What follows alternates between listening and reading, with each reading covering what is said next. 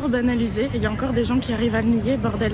Quand on est une nana, qu'on se balade sur les quais, tous les 10 mètres, allez 20 mètres, je suis gentille, on se fait harceler. On se fait harceler et toujours par les mêmes profils, il faut le dire. Mousse, mousse, et là pour mettre en lumière les mauvaises personnes, les fous, fous. Faites entrer les gros tarés, de savoir ils vous éclaboussent, mousse. Mettez-vous à l'aise car là, on va se régaler, mousse. Abonnez-vous et likez si vous avez kiffé.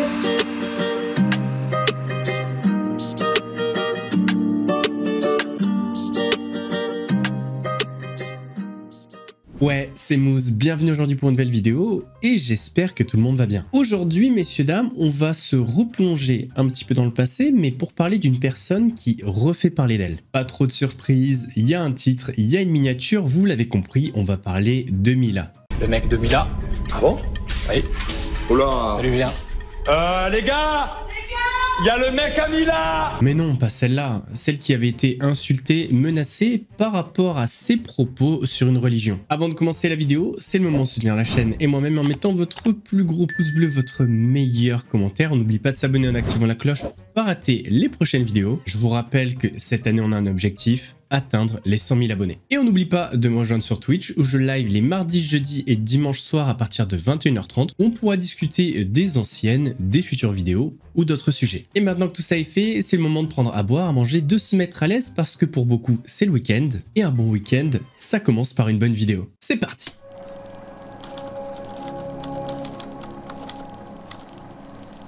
Pourquoi aujourd'hui je vous propose de reparler de cette jeune fille Mila? Eh bien parce que c'est une fille qui s'est fait connaître en défrayant la chronique, on va dire, il y a de ça 4 ans. Et aujourd'hui elle refait parler d'elle et toujours dans le même registre. À l'époque ses propos lui avaient valu beaucoup d'insultes, des tonnes de menaces, elle avait été enlevée de son collège, mise sous protection policière. Et le fait qu'aujourd'hui elle fasse son comeback dans le même registre, eh bien on peut se poser pas mal de questions, mais surtout on peut être inquiet pour elle. Inquiet parce qu'on vit dans un monde qui est quand même très violent et chaque jour il se passe des choses de plus en plus surprenantes et pas comme on aimerait. Revenons en janvier 2020.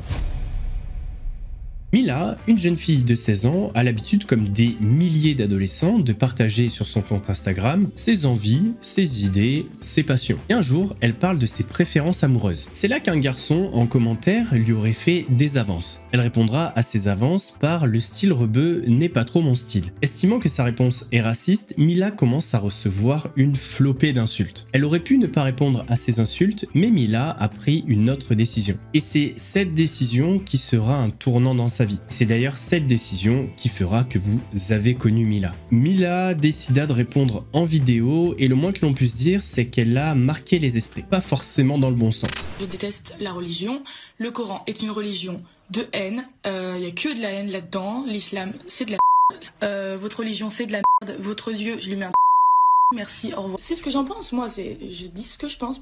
En janvier 2020, on ne parlait que de cette affaire. C'était tellement devenu un sujet de société que ça a littéralement scindé la France en 2 camps. D'ailleurs, ces 2 camps avaient un nom, c'était même un hashtag sur Twitter, « Je suis Mila » et « Je ne suis pas Mila ». Du côté des « Je suis Mila », on est fervent défenseur de la liberté d'expression et du droit au blasphème. Et du côté de « Je ne suis pas Mila », Mila est allée beaucoup trop loin. Pour eux, on ne peut pas insulter une religion et ses croyants comme ça. Mais il existe aussi des gens plus modérés qui vont être entre les deux, on va dire. En tout cas, quelles ont été les conséquences pour la vie de Mila à cette époque? Eh bien, les conséquences ont été assez lourdes. Mais la portée de cette vidéo a dépassé la jeune fille qui, depuis, est la cible d'un flot incessant d'insultes et de menaces, comme en témoignent ces captures d'écran que Mila diffuse elle-même. Espèce de grosse pute, on va te retrouver, tu vas mourir, française de merde. Une situation effarante qui pousse les plus hautes autorités de l'État à se saisir du dossier pour protéger la jeune fille. Parce qu'elle usait de son droit fondamental à la liberté d'expression et à la possibilité de critiquer une religion, elle s'est retrouvée menacée de façon très violente pour cela. Et je voudrais vous préciser, monsieur le député, que Mila et sa famille font l'objet d'une vigilance particulière pour les protéger de la part de la police nationale. Depuis, Mila vit recluse. Dans ce contexte potentiellement dangereux, l'élève en classe de seconde a été écarté de son lycée. j'étais pas en sécurité dans mon établissement. C'est-à-dire que si j'y retournais, vu les menaces que j'ai reçues des personnes de mon lycée, j'aurais pu être brûlée à l'acide, j'aurais pu me faire frapper, j'étais menacée d'être déshabillée en public, d'être même enterrée vivante. Enfin, c'est parti vraiment loin. Alors très rapidement, si Mila a regretté les mots utilisés, elle assume le fond de sa pensée. Quelque part, je m'excuse un petit peu pour les personnes que j'ai pu blesser qui pratiquent leur religion en paix. Et j'ai jamais voulu viser des êtres humains. J'ai voulu simplement blasphémer, j'ai voulu parler d'une religion, dire ce que j'en pensais. Et voilà. Si les propos sont choquants, qu'en est-il de la responsabilité de Mila? Est-ce les propos maladroits, très maladroits, insultants d'une très jeune fille, ou peut-on déjà lui en tenir rigueur? Est-ce que l'âge ne serait pas une excuse? Après, moi je comprends pas qu'on donne autant d'importance à une fille de 16 ans, là où elle a été abusée, pardon de dire ça malgré le débat de tout à l'heure, c'est qu'en fait des gens derrière sont beaucoup plus mal intentionnés concernant ce débat que cette fille de 16 ans qui se rend compte peut-être tard de l'incarnation qu'on lui a donnée, alors que ça se trouve, elle ne le veut même pas. Moi, je peux concevoir que... enfin, hier, elle a fait des erreurs de fille de 16 ans. Enfin, je veux dire, moi, si on me donnait un micro à 16 ans, mais j'aurais dit que de la merde. Et moi, je comprends pas que cette fille-là, aujourd'hui, il y a des gens qui commencent à lui donner... Enfin, je suis triste pour elle, parce qu'à 16 ans, quand même, être l'incarnation du Front National, du Printemps Républicain, et des gens qui sont toute l'année mal intentionnés concernant une religion, par définition. Quant à elle, c'est un peu trop tôt pour savoir si c'est une très forte personnalité qui veut jouer la provoque jusqu'au bout. Mais non, elle a 16 ans, dites pas de bêtises. Globalement, l'âge de Mila n'est pas un point central dans les débats. L'attention et les tensions vont plutôt se porter sur cette question. Le blasphème est-il un droit ou devrait-il devenir un délit? À ce sujet, la loi est très claire. Le blasphème se définit comme une parole ou un discours qui outrage la divinité, la religion ou ce qui est considéré comme respectable ou sacré. Le blasphème est donc une notion religieuse et pas juridique. Certains vont même jusqu'à dire que c'est un non-sens de parler de droit au blasphème. La constitutionnaliste Annabelle Pena estime que parler de droit au blasphème veut dire qu'on intègre cette notion dans le débat public. La question en France, dit-elle, ne se pose pas parce que nous sommes dans un État laïque. Nous n'avons pas de religion d'État. En France donc, il n'y a donc aucune loi qui autorise ou qui empêche le blasphème. En revanche, la liberté d'expression est encadrée. Et c'est dans ce cadre que peuvent tomber certaines expressions blasphématoires.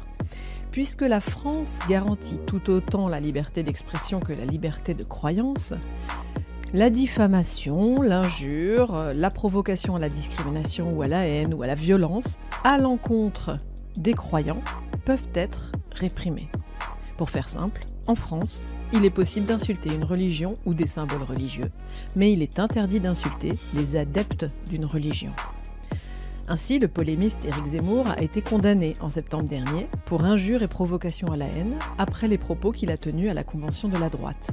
Le tribunal a considéré que ces propos constituent une exhortation tantôt implicite, tantôt explicite à la discrimination et à la haine à l'égard de la communauté musulmane et sa religion.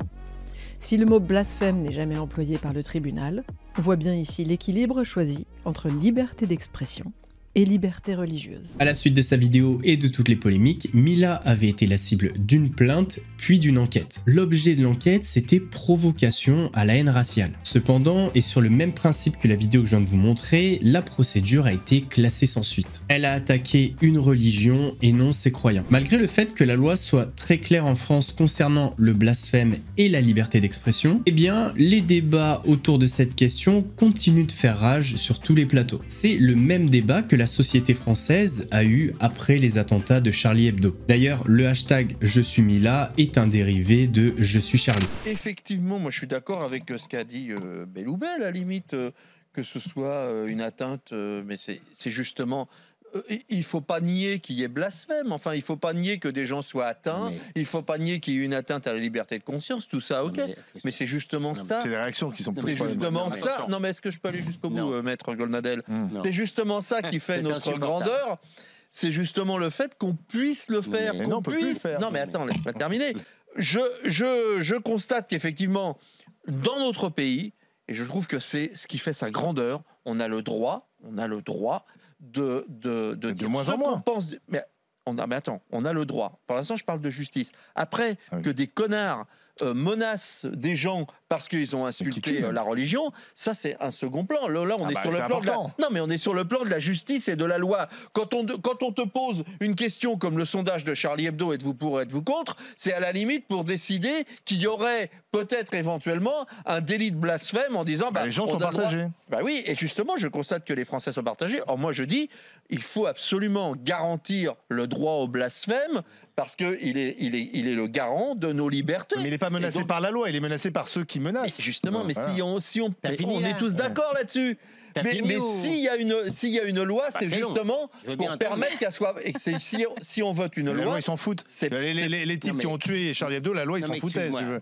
Parce que moi, je suis toujours pour le droit au blasphème. Je pense qu'on a le droit de critiquer, enfin de blasphémer une religion. Il est inacceptable, insupportable même, que certains, au nom de l'institution qu'ils représentent, aient pu laisser penser que cela était interdit. Une pique implicitement adressée à sa collègue Nicole Belloubet. Christophe Castaner recadre la garde des Sceaux après ses propos polémiques sur l'affaire Mila. L'insulte à la religion, c'est évidemment une atteinte à la liberté de conscience, c'est grave. Des mots qui ne passent pas non plus pour l'opposition. Je ne vois pas comment les Français peuvent encore avoir confiance dans la ministre de la Justice après avoir entendu des propos qui dénaturent aussi profondément les valeurs auxquelles nous croyons. En fait, Madame Belloubet invente un délit de blasphème. On est en démocratie, dans un état de droit, on défend la liberté d'expression et c'est vrai que la garde des Sceaux devrait être garante de cela.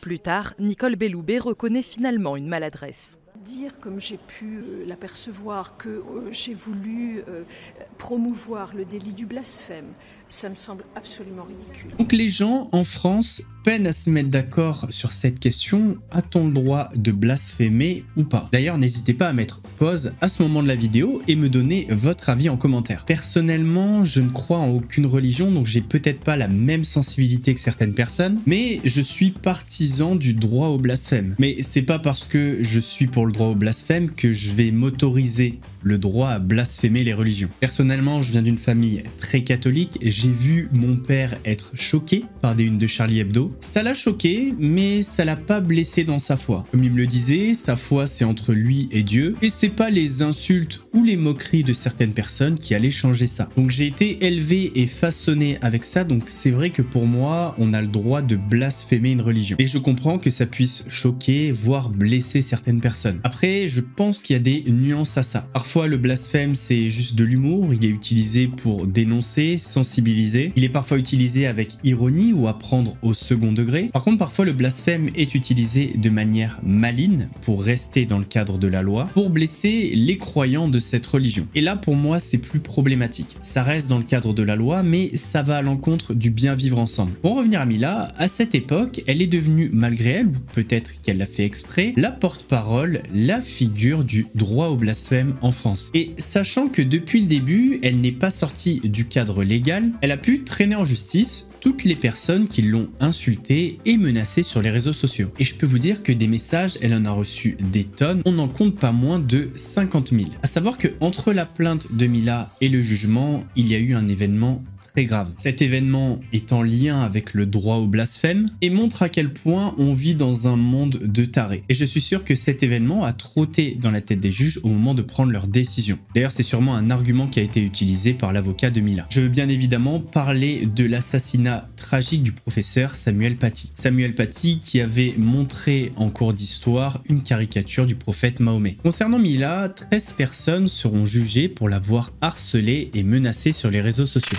À la sortie de l'audience, c'est accompagné de ses gardes du corps et de son avocat que Mila prend la parole. Il n'y a pas d'anonymat.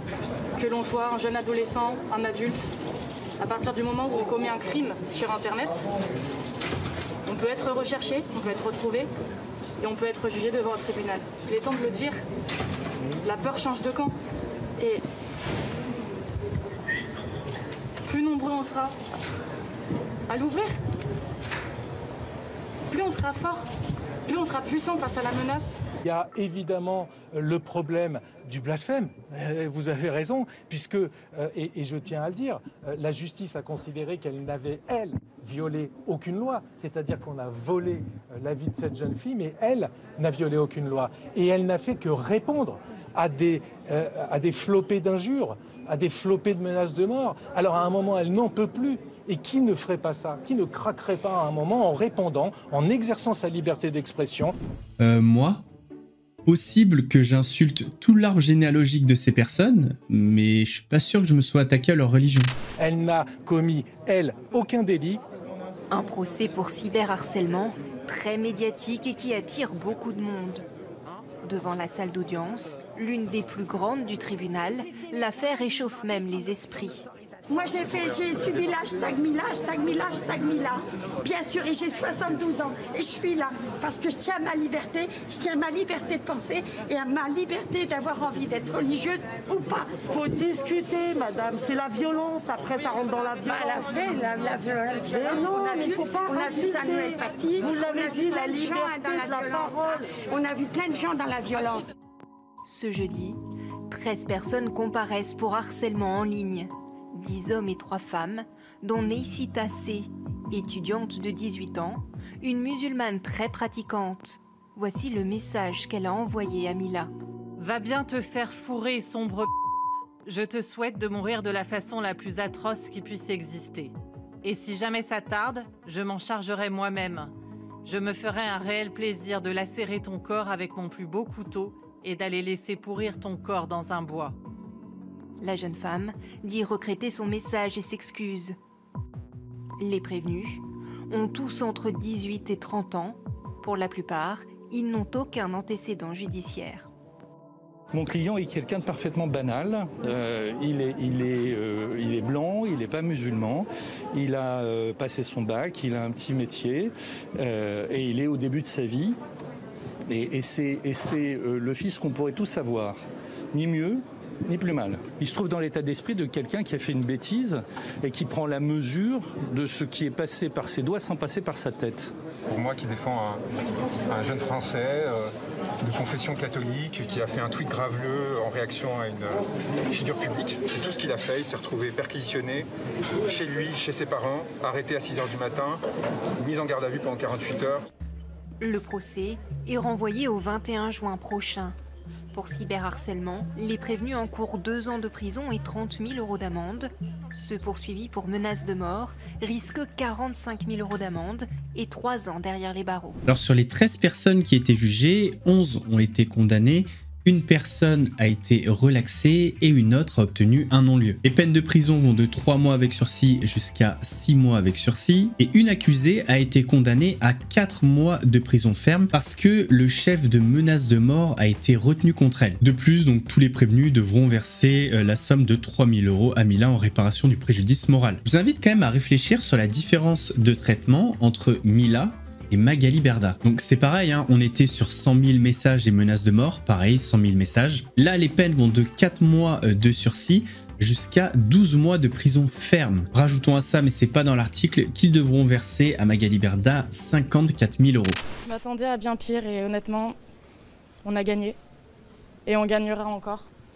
Parce que ce que je veux, c'est que tous ensemble, on n'arrête jamais de baisser les bras, qu'on continue de se battre. Ce que je veux, c'est que les personnes qui seraient considérées comme des pestiférés, à qui on interdirait les réseaux sociaux, ce soit ceux qui harcèlent, qui privent de la liberté des gens, ceux qui menacent de mort, ceux qui incitent au suicide. Et je veux plus jamais qu'on fasse culpabiliser les victimes. Et comme je l'ai dit dans mon livre, force à nous. Oui, parce qu'effectivement, Mila a sorti un livre peu de temps avant le jugement. Le livre s'appelle « Je suis le prix de votre liberté ». Ce qui est fou avec Mila, c'est qu'on se dit qu'avec le temps et avec ce qu'elle a vécu, peut-être qu'elle allait un petit peu adapter son discours et ses prises de position, notamment en public. Eh bien, pas trop. Il y a environ un mois, voilà ce que disait Mila sur Twitter. « L'islamophobie m'a fait glow up. Soyez islamophobe. » Donc glow up, ça veut dire évoluer, s'améliorer en termes de physique. Donc elle montre sa photo avant et maintenant. Alors je sais que cette phrase va choquer pas mal de personnes, mais en soi l'islamophobie c'est pas condamnable en France. Par contre, certains propos qui visent les musulmans et non la religion musulmane eux sont condamnables. Et j'ai pour exemple une condamnation. Éric Zemmour, il avait écopé de 5 000 € d'amende, nanana. Voici pourquoi il avait été condamné. Il avait parlé d'une invasion par les musulmans qui vivaient en France depuis 30 ans. Donc dans les innombrables banlieues françaises où de nombreuses jeunes filles sont voilées, existe une lutte pour islamiser un territoire. Donc là, c'est pas une critique envers l'islam, mais envers ceux qui la pratiquent. Sur le même principe, vous avez le droit de critiquer la religion catholique ou la religion juive. Par contre, si vous venez à insulter ou stigmatiser les pratiquants de ces religions, eh bien là, ce sera de l'incitation à la haine religieuse. Donc Mila, quand elle fait ça, elle sait très bien ce qu'elle fait. Elle est toujours dans la même ligne de provocation qu'elle avait en 2020, comme quoi en 4 ans, elle n'a pas évolué, mais elle reste toujours protégée par la loi. Et ce tweet de Mila a fait péter un câble à Fabrice Divisio. J'ai jamais été désolé de blesser des gens ou de les offenser, cette fille mérite une gifle, d'abord et avant tout une gifle et ensuite une protection, mais la gifle d'abord. À ceux qui s'offusquent, question si l'ado utilise sa liberté pour insulter un prof et ne rien regretter, pour insulter des gens à raison de leur sexualité et ne rien regretter, ou des juifs et ne rien regretter, alors qu'elle sait avoir blessé, elle mérite une médaille. Si c'est le modèle d'éducation que proposent ceux qui acceptent ce type de propos, on pige peut-être mieux pourquoi on en est là. Entre temps, je crois que son tweet a été supprimé, il a refait un tweet un peu plus politiquement correct. Ce tweet sera-t-il puni par la nouvelle loi sur l'environnement hostile? Au passage, il pourrait bien tomber sur un appel à la haine. Ce qui est très compliqué de savoir, c'est ce qui se passe dans la tête de Mila. Est-ce qu'elle a vraiment quelque chose contre la religion musulmane? Ou est-ce qu'elle utilise le droit au blasphème pour attaquer les musulmans de France? Ça, c'est extrêmement compliqué. Par contre, c'est vrai que ces nouvelles relations, ces orientations, donne quand même certains indices. Bruno Attal, je sais pas si vous le connaissez, c'est un policier qui a été plus en maladie que policier, mais vous l'avez sûrement vu sur le plateau de TPMP par exemple en tant que syndicat des policiers. Là on le voit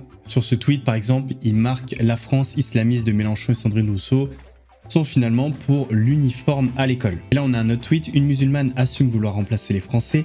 Bravo Mila. Donc là, on parle pas de l'islam, mais bien d'une musulmane. Le lien avec Mila est fait, il le fait lui-même. Et attention, pas d'amalgame, même si effectivement cette femme dit ça, c'est une conversation audio, rien ne nous certifie qu'elle est musulmane. Donc avec des mecs comme Attal, faut vraiment se méfier. Donc voilà, cet audio à mon avis, faut pas en tenir compte. Et d'ailleurs, Bruno est tellement fan de Mila qu'il milite pour que Mila remplace Aya Nakamura à l'ouverture des Jeux Olympiques de Paris en 2024. Alors, j'ai écouté, donc vous allez écouter. Voilà, je m'en fous, j'ai subi ça. À vous de subir ça. Si je n'avais pas été considérée comme la femme la plus problématique de France, j'aurais probablement pu chanter Edith Piaf pour les JO. Quand il me prend dans ses bras, qu'il me parle tout bas, je vois la vie en rose.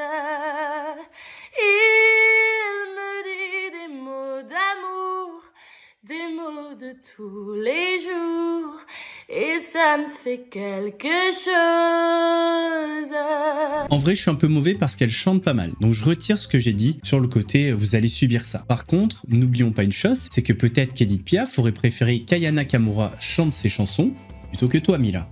Voilà. D'ailleurs, ce tweet sur l'islamophobie me donne l'impression que c'est un coup médiatique de la part de Mila. J'ai l'impression qu'avec ce tweet, elle a voulu revenir sur le devant de la scène et que cette fois-ci, elle assume pleinement ses positions. On n'est plus seulement sur le droit au blasphème, elle a choisi un combat. On peut le voir avec cette photo où elle apparaît avec Alice Cordier. On peut le voir avec ses retweets violeurs étrangers dehors. Et c'est grâce à ce tapage médiatique que Mila a été invitée sur le plateau de RMC par Apolline de Malherbe. Je me souviens d'ailleurs qu'à l'époque, vous aviez adressé, vous aviez dit que vous regrettiez que vos propos aient pu heurter ceux Parce qui, qu'on m'a je demandé cite, de le dire avant de passer leur sur ce religion, plateau-là, en fait. et c'est pourquoi ça me tient à cœur de m'exprimer à nouveau sur un plateau différent. C'est un Vous briefing. distinguez l'islamisme C'est un de briefing l'islam. qu'on m'a fait. Tu vas dire, quand tu vas arriver, tu vas regarder Yann Barthès droit dans les yeux, tu vas lui dire mot pour mot à peu près, je suis désolée. Je suis un petit peu désolée pour les personnes que j'aurais pu offenser, mais je suis pas désolée, j'ai jamais été désolée. D'ailleurs, j'ai récidivé sur les réseaux, j'en ai jamais eu rien à faire, j'ai recommencé. J'ai montré justement que cet acharnement qu'on a fait à mon encontre, que les menaces, le lynchage, le fait d'avoir sali mon image, mais ça a produit l'effet inverse. Aujourd'hui, j'ai la haine, aujourd'hui, j'ai la rage. J'ai jamais cessé d'affirmer mes prises de position. J'ai développé mon libre arbitre, mon esprit critique. Ayant été au lycée, je sais pourtant que je dirais pas les professeurs, mais ouais, les encadrants, les proviseurs sont en général informés de ce qu'il se passe. Mais c'est tellement plus facile de mettre ça sous le tapis parce que on connaît la violence de ce profil d'agresseur, justement. Est-ce que vous voulez dire qu'au-delà de la peur des jeunes eux-mêmes, il y a une forme de peur des encadrants qui ne confrontent pas forcément le problème? Sur le cas de Samara à Montpellier, ce que l'on découvre, c'est qu'au-delà de l'agression qui a eu lieu donc mardi à la sortie du collège, c'est une jeune fille qui était agressée depuis 1 an et demi, semble-t-il, notamment par une autre jeune fille. La maman dit d'ailleurs que c'est à partir du moment où Samara est devenue coquette, où elle s'est teint les cheveux, l'autre jeune fille s'est mise à lui cracher sur les cheveux tous les jours. La maman dit elle était même obligée de se laver les cheveux tous les jours. C'est de là que ça a commencé. Dans ce cas-là, c'est quoi? On n'est jamais assez musulmane, on n'est jamais assez couverte. Moi, quand j'étais au lycée, si je peux ressasser mon témoignage, je me faisais cracher dessus, jeter des cailloux dessus, parce que je portais des shorts, parce que parfois je me mettais des mèches bleues, parce que je m'affichais avec une fille avec qui je sortais dans mon lycée. Vous avez été traitée de lesbienne, ce qui était une injure sur les réseaux. Et encore, je n'ose imaginer la pression que doivent subir ces jeunes filles qui ont justement cet entourage autour d'elles, j'ai envie de dire, à majorité musulmane, cette pression, je sais pas quel entourage elle a, mais on attend d'elle qu'elle convienne à ces standards-là qui devraient même pas exister. Je pense que on parle de laïcité au sein des établissements. Est-ce que la laïcité, elle est encore efficace aujourd'hui? Pour moi, la laïcité, elle est morte. Ce qui est vraiment déconcertant avec Mila, c'est qu'il n'y a pas si longtemps que ça, elle avait fait un pas vers la paix. Elle avait dit que ça lui faisait plaisir, que c'était important pour elle et que c'était un moyen pour elle de faire la paix avec l'islam. Ça, c'est le minaret, ouais. Ouais. Et on va aller en haut? Ouais. Tu veux? Tu n'as pas de problème de vertige? Non. Ok. Allez, vas-y. Ça va. Allez. Merci. J'ai jamais réellement visité une mosquée, encore moins celle-ci, donc je découvre carrément et ça me fait plaisir. C'est une visite amicale et puis ça marque une sorte de trace de paix et c'est vachement important pour moi et pour nous, je pense. Oui. Je suis déjà contente d'être ici et évidemment l'accueil il est chaleureux et je m'y attendais pas mais ça me surprend pas, je veux dire. Je me répète mais c'est vraiment très agréable. Je le pense sincèrement. Moi, je le crois. Je crois que tu es sincère. On était à 2 doigts d'une réconciliation entre Mila et l'islam, mais très peu de temps après, elle est retombée dans ses travers. Et il y a une autre question qui subsiste. Est-ce qu'elle était sincère quand elle a visité la mosquée? Est-ce que ça lui a vraiment fait plaisir? Est-ce que ça l'a impacté et fait changer ce qu'elle pensait? Ou alors c'était juste un coup de pub? La suite et ce qu'on voit jusqu'à maintenant laisse penser que c'était plutôt un coup de pub. Surtout que la visite de la mosquée concorde avec la sortie de son livre. En tout cas, voilà, on est 6 mois après ça et le discours est complètement différent. C'est incroyable, tout le temps. Je suis désolée, je suis énervée madame, mais ça m'énerve. Passez une bonne journée. Voilà. C'est eux. Oh mon Dieu. Ah ouais? Ah ouais, c'est ça. C'est ça, c'est ça. Ouais, ça, ouais.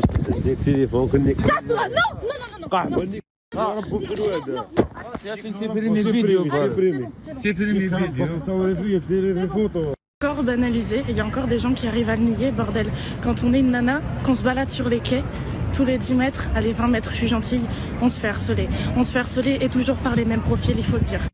Au bout d'un moment, il faut arrêter de le nier. Partout où on va passer, absolument de partout, on va se faire emmerder. Toutes les 30 secondes, et il n'y a aucune exagération. N'importe quelle jeune femme le dirait à ma place, si c'est pas une grosse lâche. Je pense que Mila, en fait, elle a ce type de pensée depuis toujours. Elle a jamais pensé autrement. Et la visite à la mosquée, c'est un coup médiatique et peut-être un moyen de s'acheter une tranquillité. Mais on le voit, depuis sa vidéo en 2020, elle n'a fait que se radicaliser. Enfin, du moins, son discours est devenu de plus en plus dur. Mais malgré son jeune âge, elle a quand même été assez maligne. Elle s'est limite autoproclamée figure de la liberté et du droit au blasphème, mais j'ai tendance à croire que c'était un moyen pour être protégée juridiquement. Et c'est d'autant plus malin parce qu'elle savait les conséquences de ses propos, sauf que les conséquences de ses propos, c'est-à-dire les insultes, les menaces, sont juridiquement répréhensibles. Donc soit elle est très maligne et ce depuis longtemps, soit elle a eu un petit coup de chance au début, puis elle a été bien conseillée. En tout cas, on voit de plus en plus de très jeunes personnes représenter des groupes identitaires nationalistes en France, et je pense que c'est la direction que prend Mila. On arrive à la fin de cette vidéo, j'espère qu'elle vous a plu. N'hésitez pas à me dire en commentaire ce que vous pensez de Mila, de son parcours et de toute cette histoire. Moi, je préchote la sortie d'un livre dans pas si longtemps que ça. Dites-moi ce que vous en pensez. Est-ce que pour vous, elle va trop loin? Est-ce que la liberté d'expression et le droit au blasphème, c'est un écran de fumée pour attaquer directement les musulmans et rester dans le cadre légal? L'espace commentaire est à vous. N'oubliez pas de vous abonner et d'activer la cloche pour ne pas rater les prochaines vidéos. On me rejoint sur Twitch pour discuter des anciennes vidéos, des nouvelles ou d'autres sujets. Le lien est en description. On se retrouve mardi prochain pour une nouvelle vidéo. En attendant, prenez soin de vous. Mousse vous salue.